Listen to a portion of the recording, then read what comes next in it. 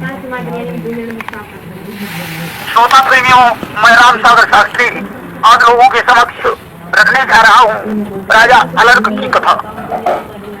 देखिए, अम्बरीश जी वैवस्वत मनु के प्रपौत्र तथा राजर्षि नाभाग के पुत्र थे। वे संपूर्ण पृथ्वी के स्वामी थे। उन्हें संपत्ति से मोह नहीं था तथा उन्होंने अपना सारा जीवन भगवान के ध्यान पूजन में लगा दिया। उनके राज्य की रक्षा सुदर्शन चक्र करता था।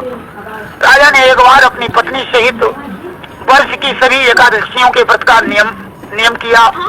वर्ष पूरा होने पर पारायण के दिन उन्होंने भगवान की पूजा करके ब्राह्मणों को गोदान किया।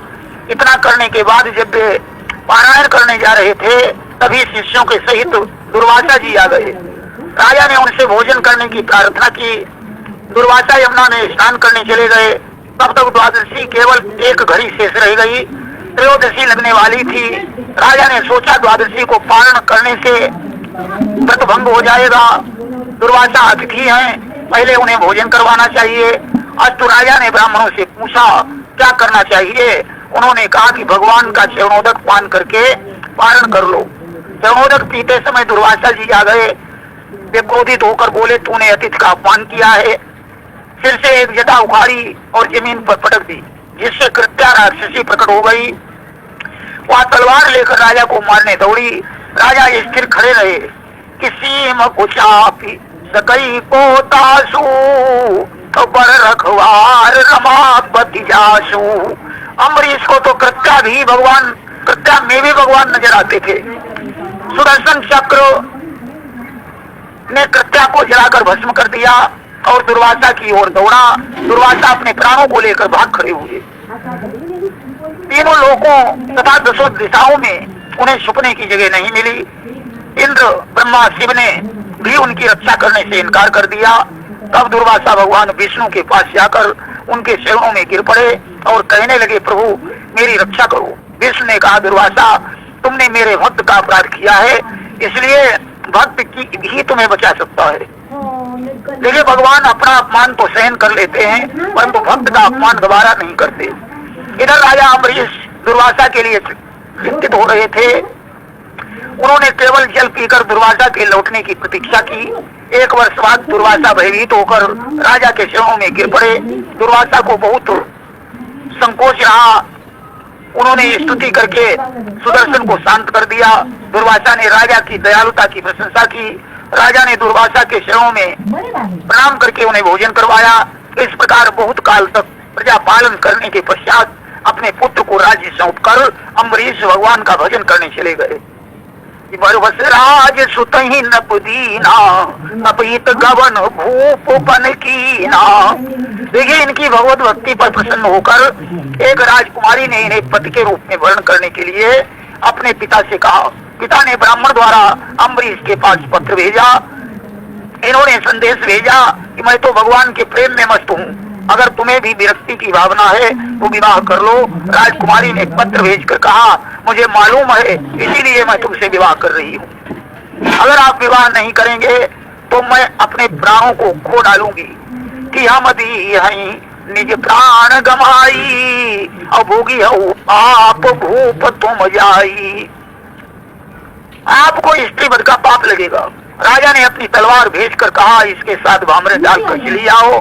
रानी ससुराल में आई। राजा ने उसे एक महल प्रदान कर दिया। राजा के महल में एक देव मंदिर था। एक दिन रात में उठकर उसने देव मंदिर के सारे पूजा के बर्तन धो डाले। ऐसा रोज करने पर एक दिन राजा ने उसे देख लिया और उससे कहा कि यदि ऐसा ही करना है तो भगवान को अपने भवन में स्थापित कर लो। अब तो भगवान को स्थापित करके रानी हाथों पैर उनकी पूजा करने लगी। राजा अम्बरीश ने जाकर देखा कि रानी भगवान का भजन कर रही है। अम्बरीश को देखकर वह उनके स्वागत के लिए उठना चाहती थी। राजा ने कहा कि मेरे स्वागत की आवश्यकता नहीं है, तुम परम पति को ही प्रसन्न करो, मैं भी उसी में प्रसन्न हूँ। अब तो राजा छोटी रानी के पास जाकर भगवत भक्ति में लीन होने लगा। अन्य रानियां अपने अपने भवन में भगवान को स्थापित करके पूजन अर्चन भजन करना प्रारंभ कर दिया। धीरे धीरे सारे राज्य में भगवान का अर्चन वंदन गुणगान होने लगा। सभी पर भगवान की कृपा बरसने लगी। देखिए, मांडव्य ऋषि ने एक बार यमराज को दासी पुत्र होने का श्राप दे दिया, जिससे वे विदुर बनकर उत्पन्न हुए। विदुर जी धृतराष्ट्र के मंत्री और नीति शास्त्र में निपुण थे। जब धृतराष्ट्र ने पांडवों को लाक्षागृह में जलाने की युक्ति सोची, तो विदुर जी ने युधिष्ठिर के पास पहले ही संदेश भेजकर गृह से निकलने की युक्ति बता दी थी। युद्ध क्रीड़ा के बाद पांडव वन को चले गए। कुंती 13 वर्ष तक विदुर के घर में रही। संधि करवाने हेतु कृष्ण जब हस्तिनापुर गए तो उन्होंने अभिमानी दुर्योधन का पानी भी नहीं पिया। विदुर के घर बिना निमंत्रण के ही 7 पात का भोजन किया।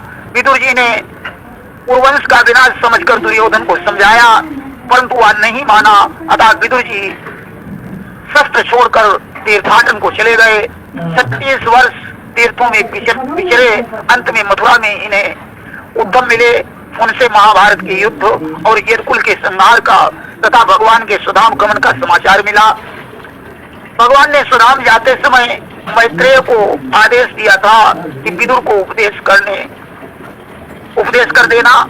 उद्धव से ये समाचार पाकर विदुर जी हरिद्वार गए। वहां मैत्रेय जी से उन्होंने तत्व ज्ञान प्राप्त किया और हस्तिनापुर आए। विदुर जी ने धृतराष्ट्र और गांधारी को उपदेश दिया। वे विरक्त होकर वन को चले गए। उन्होंने वन में जाकर तपस्या करके शरीर को छोड़ दिया। देखिए, भगवान जब विदुर के घर गए थे तो विदुरानी स्नान कर रही थी। आवाज सुनकर विदुरानी सुध-बुध भूल गईं। वे निवस्त्र होकर दौड़ पड़ी। भगवान ने ये हाल देखकर अपना पीताम्बर उनके शरीर पर डाल दिया। तब विदुरानी को होश आया। वे अंदर जाकर कपड़े पहनकर बाहर आई और केलों को छीलकर गूदे को फेंक देती थीं। छिलका भगवान को खिला रही थीं। भगवान बड़े प्रेम से खा रहे थे। तब तक विदुर जी आ गए। उन्होंने कहा, बावली ये क्या कर रही हो? कृष्ण को छिलका खिला रही हो? तब विदुरानी को होश आया। वे गूदा खिलाने लगी। भगवान ने कहा, विदुर जी जितना आनंद छिलकों में आ रहा था उतना आनंद गूदों में नहीं है। उधर विदुरानी लज्जित हो रही थी। आज मैंने कृष्ण को छिलका खिला दिया। देखिए, भोजन वही है जो प्रेम से खिलाया जाए। इच्छापन भोग कृष्ण ठुकराए और साग पात के भोग लगाए। देखिए, अक्रूर जी का जन्म यदुवंश में हुआ था।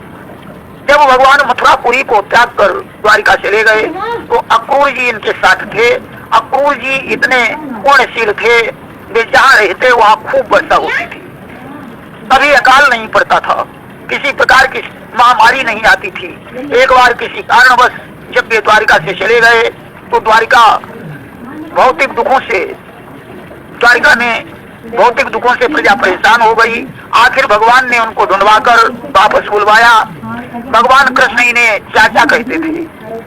अंत में ये भगवान के साथ ही परमधाम को पधारे। देखिए, केरल देश में एक मेधावी नाम के राजा रहते थे।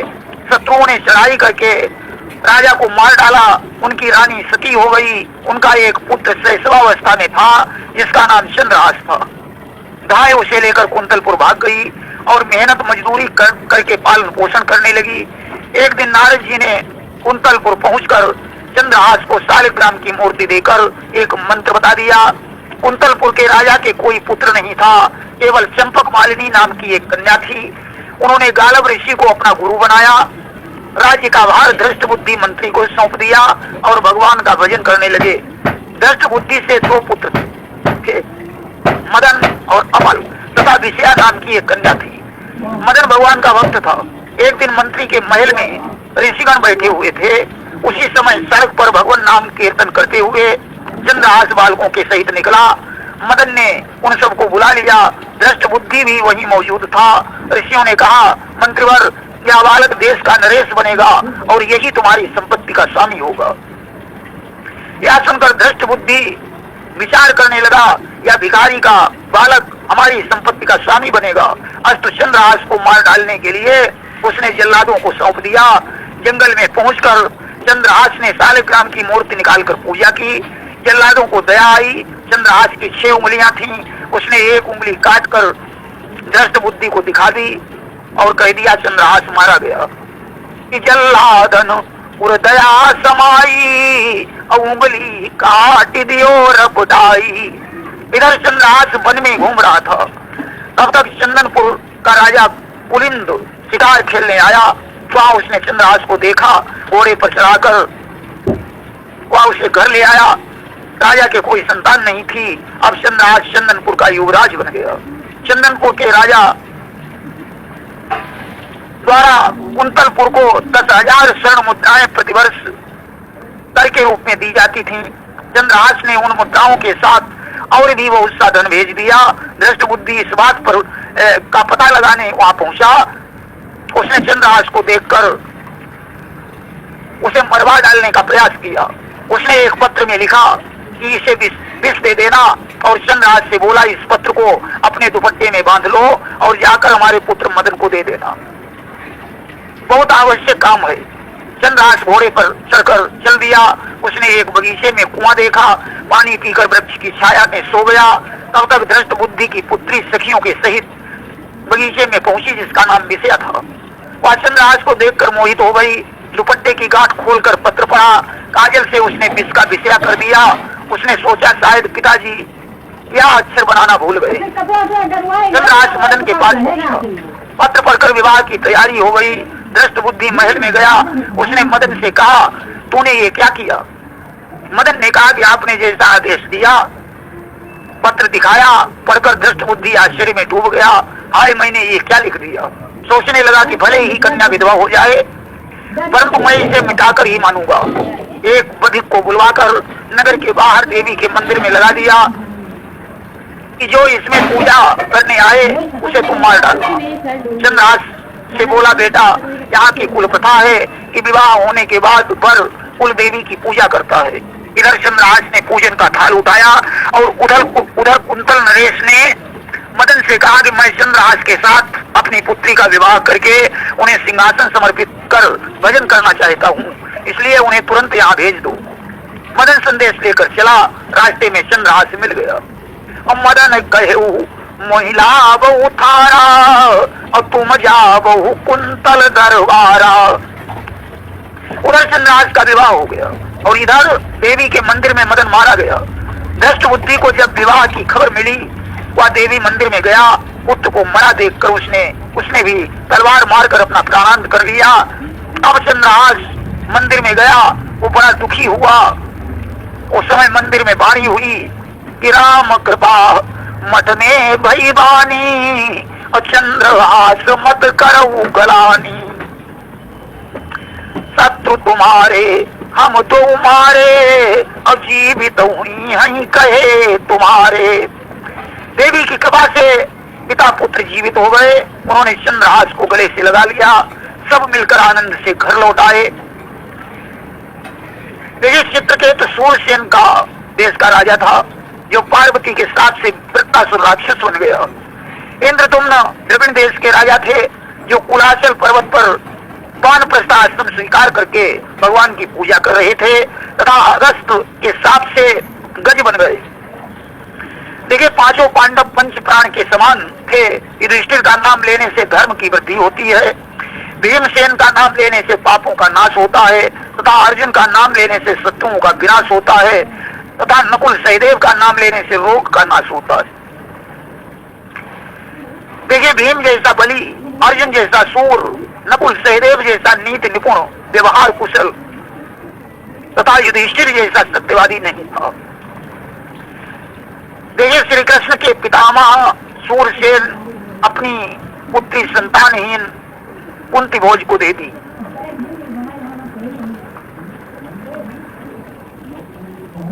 श्री कृष्ण के पितामह सूरसेन ने अपनी पुत्री संतानहीन कुंती भोज को दे दी। कुंती ने दुर्वासा का आकर्षण मंत्र अजमाने के लिए सूर्य का आह्वान किया। अष्ट सूर्य की कृपा से कुंती गर्भवती हो गई। यह बात एक धाय को पता थी। कवच और कुंडल के सहित बच्चे ने जन्म लिया, परंतु कुंवारी होने के कारण कुंती ने पिटारी में बंद कर उसे अश्व नदी में बहा दिया। पिता ही पिटारी माँ पौड़ाई अश्व नदी माँ दीन बहाई। अश्व नदी से चंबल और यमुना होते हुए पिटारी गंगा जी में पहुंची। वहां चंपापुरी में अधिरथ सूत को प्राप्त हुई जिसकी पत्नी का नाम राधा था। अभयो प्रसन्न पुत्र कहूं पाई और राधा कौते ही दीन गाई। वह बच्चा गण के नाम से प्रसिद्ध हुआ। कुंती ने पांडु को स्वयंवर में माला पहनाई। पांडु ने शिकार करते समय मृग रूप बनाए हुए ऋषि कुमार चिंदम पर बाण चलाया जो सहवास कर रहे थे। मरते समय उन्होंने अपना रूप प्रकट कर दिया और पांडु को साथ दे दिया कि सहवास करते समय तुम्हारी मृत्यु हो जाएगी। इसीलिए आकर्षण मंत्र के प्रभाव से इनके यहाँ पांडवों का जन्म हुआ था। लेकिन मिथिला में एक प्रजाभक्त राजा बहुलाश रहते थे। उसी नगर में एक निर्धन ब्राह्मण श्रुतिदेव रहता था। ब्राह्मण संग्रह नहीं करता था। राजा बहुलाश भी यज्ञ दान करते रहते थे।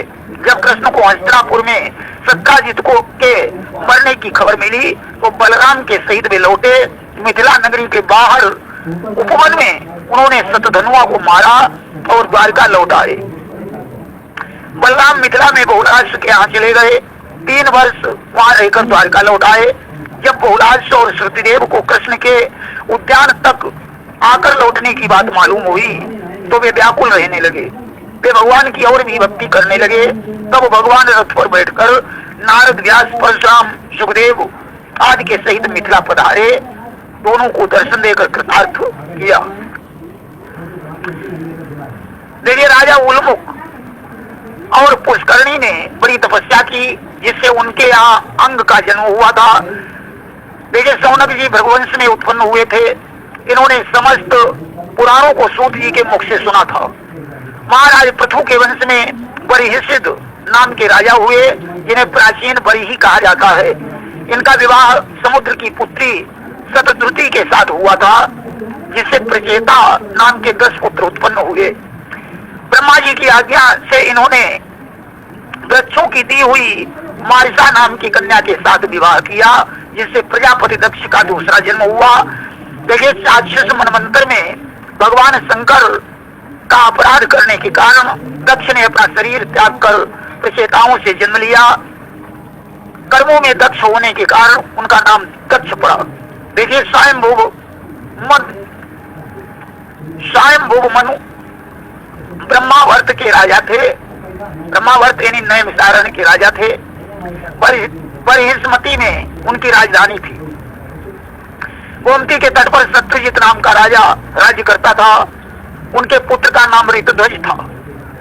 एक बार गालव मुनि एक सुंदर अश्व लिए हुए उनके दरबार में आए। उन्होंने कहा, राजन, हम आपके राज्य में तपस्या करना चाहते हैं। दुष्टों को दंड देना राजा का काम है। इस अश्व का नाम कुबलय है या आकाश से प्रकट हुआ है।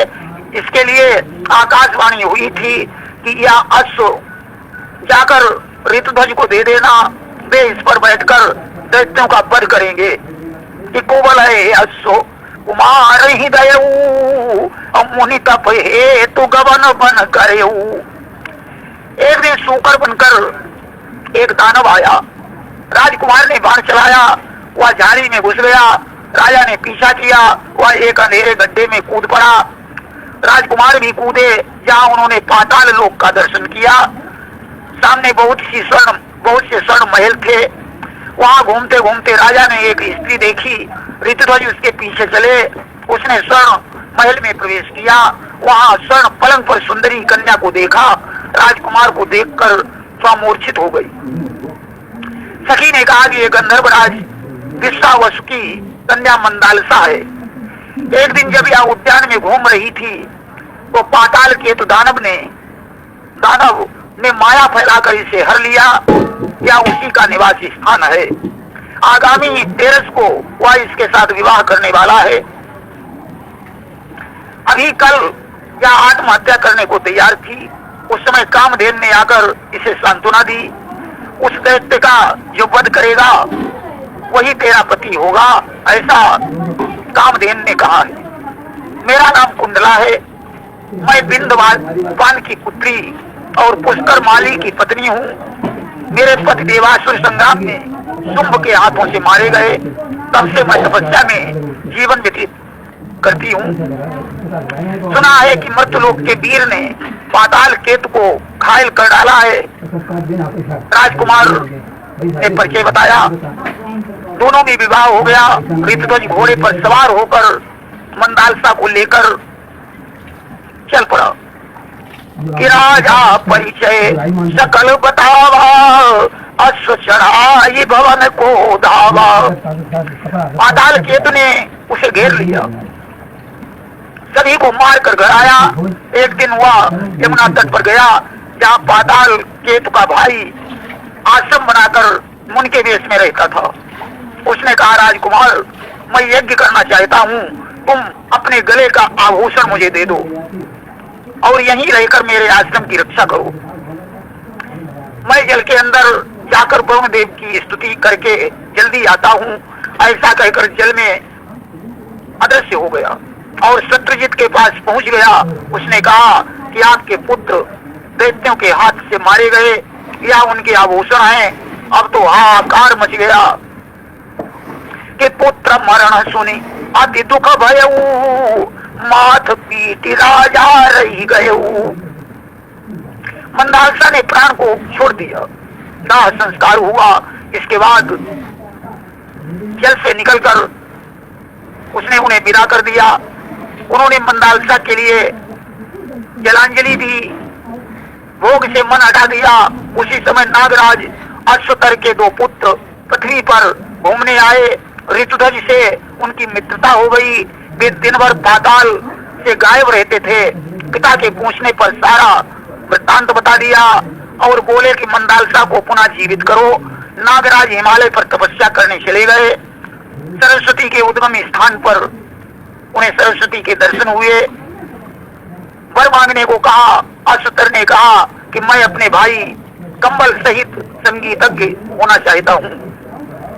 इसके बाद दोनों भाई कैलाश पर शिव का गुणगान करके उन्हें प्रसन्न किया मंदालसा का, और कहा कि मंदालसा का मेरे यहाँ कन्या के रूप में जन्म हो जाए और उसे पूर्व जन्म का ज्ञान न रहे। शिव ने कहा कि तुम पितरों का तर्पण करो।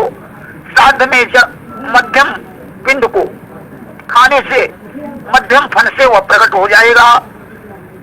जब जन्म हुआ तो नागराज ने राजकुमार ऋतुध्वज को बुलवाया, स्वागत किया और मंदालसा ने पुनः जीवित होने की कथा बताई। उनके स्मरण मात्र से अश्व भी आ गया। वे मंदालसा को घर ले आए। शत्रुजित की मृत्यु के पश्चात ऋतुध्वज राजा बने। उस समय बाद विक्रांत नामक पुत्र का जन्म हुआ। फिर सुबाहु और शत्रुमर्दन नामक दो और पुत्र हुए।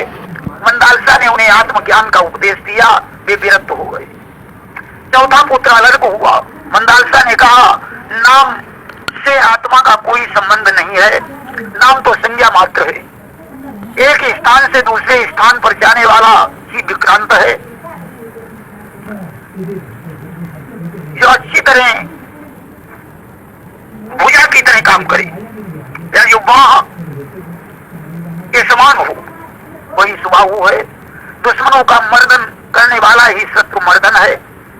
यदि व्यवहार का निर्वाह ही उसका प्रयोजन है, वही अलर्क है। जब मंदालसा ने उसे ब्रह्म ज्ञान का उपदेश दिया तो राजा रोकर बोला, इसे विरक्त मत बनाओ। एक अंगूठी में उपदेश पत्र लिखकर मां ने कहा कि जब तुम संकट पड़े तब इसे निकाल कर पढ़ लेना, और स्वयं दोनों तपस्या करने चले गए। गंगा यमुना संगम पर अलर्क पूरी बसाई।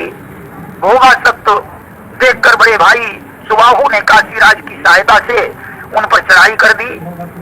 तब उसने उपदेश पढ़ा जिसमें लिखा था कि सत्पुरुषों का संग ही औषधि के समान है। अतः अलर्क दत्तात्रेय की शरण में चला गया। ये कथा मार्कंडेय पुराण में आई है। प्रेम से बोलिए वृंदावन बिहारी लाल की जय।